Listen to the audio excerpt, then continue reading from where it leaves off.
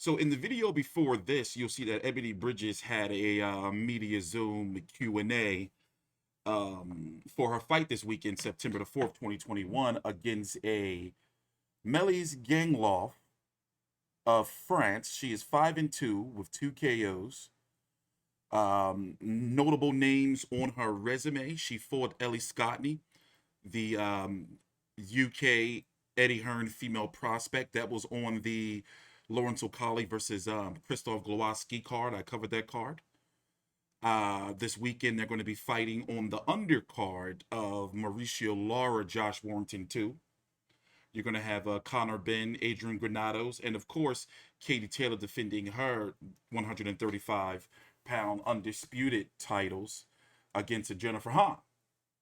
Now, Ebanie Bridges, since losing her only fight, let me pull her up right here, 6-1 with 3 KOs to Shannon Courtenay earlier this year. She's had 2 more fights. So she fought in April against Shannon Courtenay in, clear-cut loss, but we got to learn that she's not just beauty and tits and ass, and she knows exactly what she's doing with the way she's marketing herself. And we saw that she can really fight. And then her next fight back, just a few weeks ago against Beck Connolly, she got a 3rd-round stoppage, and it was a significant stoppage, despite the fact that now Beck Connolly has a record of 3-10. So this Mailys Gangloff girl, she has 2 defeats. One of them is a split decision back in 2019, and then the other one was to Ellie Scottney. She is a natural 118-pounder that we're seeing. So I'm looking forward to the fight because, as I said before, I like what they're doing with Ebanie Bridges. All right, she got her title shot. Now, they're like building her up the right way. She's not getting her own exclusive media calls. She's at the bottom. The press conferences are not focused on her. I like the way that they're going with this. So, you got a chance to talk to her. What did you get to answer? What did you get to ask her during the media Zoom? Basically, I just got to ask her about her rise over the last few months, how the sponsors have jumped on, how the fans basically the UK base is huge for her. I asked her, are we losing her to the Brits? But she didn't really answer that question. She did. So but basically about this and what does she want to do next after if she gets past the French girl. She says she's not really interested in Shannon Courtenay anymore, which I don't think she'd probably get that rematch for at least a while. But yeah, she's open to all options. So yeah, I mean, so good. How do you feel about this fight for her? I think it's going to be a good test because this French girl is on. Their records are very similar. She's 5-2, Ebanie's 6-1, so they're both. This will be both their 8th fight. The French girl won the French bantamweight title, so I think it's going to be a good test to see where Ebanie is at. Obviously, just like everything, she needs to, win the fight and hopefully win it convincingly. If she gets another knockout, then people are really going to start to pay attention to what's going on with Ebanie. As you said, you're right. She's more than just boobs and a bum. She can actually hit. She can fight. She can work.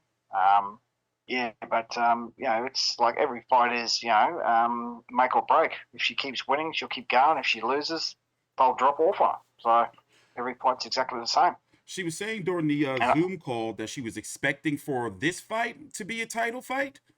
I was kind of confused by what she was saying.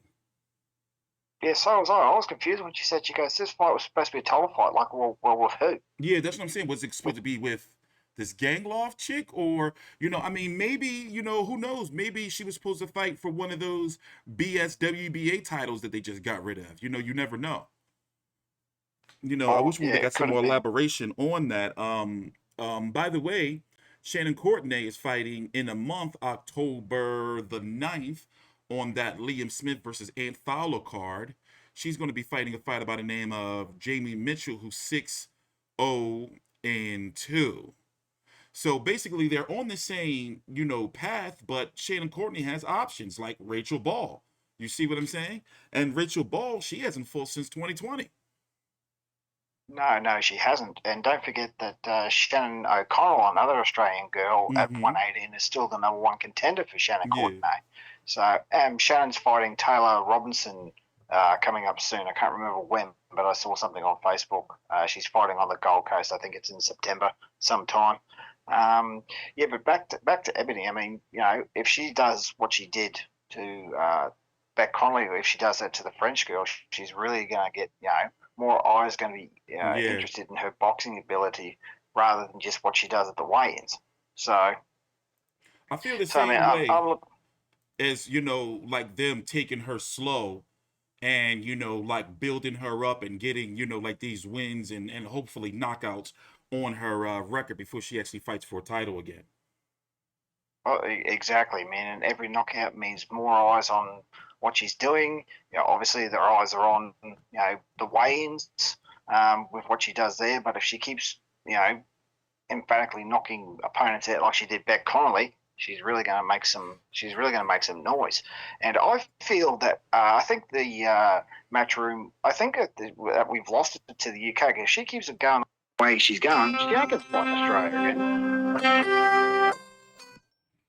Yeah. I mean, it's looking, it's looking like she's establishing and basing herself in Australia. That can go, multiple. That can work, I mean, it's working in her favor, but long term, if she loses, and depending on if she loses, she's gonna eventually have to go home. And Mm. it makes you wonder, like, is she alienating her home fans? Because she doesn't, even when I look at like media stuff, she's not really doing anything with them, written or anything. No, no. Yeah, I suppose there's like most of her Twitter thing and all that is all English fans.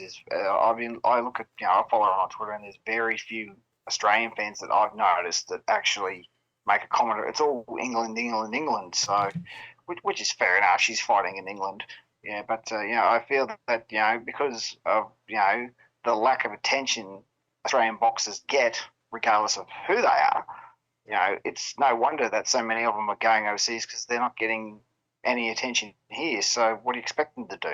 So Yeah, it's really unfortunate.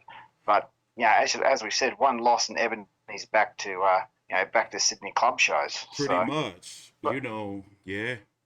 Do you yeah, know well, any broadcast information for the card over there? Has anyone over in Australia picked it up, like Fox? I don't know. I dare say they probably would because they picked up the last three. Hmm. So I haven't seen anything, but I dare say it'll probably be on Sunday morning at 4 a.m. or something like that. But I haven't seen anything, which is surprising because normally they would have announced it by Yeah. now. Not yet. I just Hang on. pulled up something really quick, and yes, you guys do have it. Yeah, I think I just pulled it up myself. I think I just saw it myself. Yeah, you guys have the card. Channel 507 at 4 a.m. Is that? I haven't got it in front of Yeah, me, the but that's time just a doesn't guess. show up here, but I'm guessing it's going to probably be likely the same. The cards always start the same times. Yeah, yeah.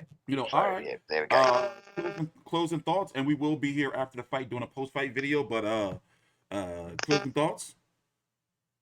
Uh, Hopefully Ebony gets another good win. She keeps going the way she's going. Um, she's Beauty and the Beast in one package. She's got that beast in her, and she's good looking. So if she keeps on going, she'll be the complete package, and hopefully, Yeah. trendsetter in women's boxing. Yeah. All right. Well, make sure you follow Big J at Old Mate Big J on Twitter and me at TstreeT Controversy.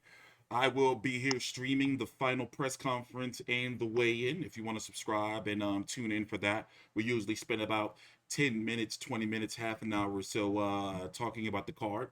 The card is going to be Mauricio Lara versus Josh Warrington 2, Katie Taylor versus Jennifer Hahn, Connor Ben versus Adrian Granados, and then of course the fight we just talked about, Ebanie Bridges versus Gangloff Mailys, and I'm gonna pronounce the name properly once we get to the press conference.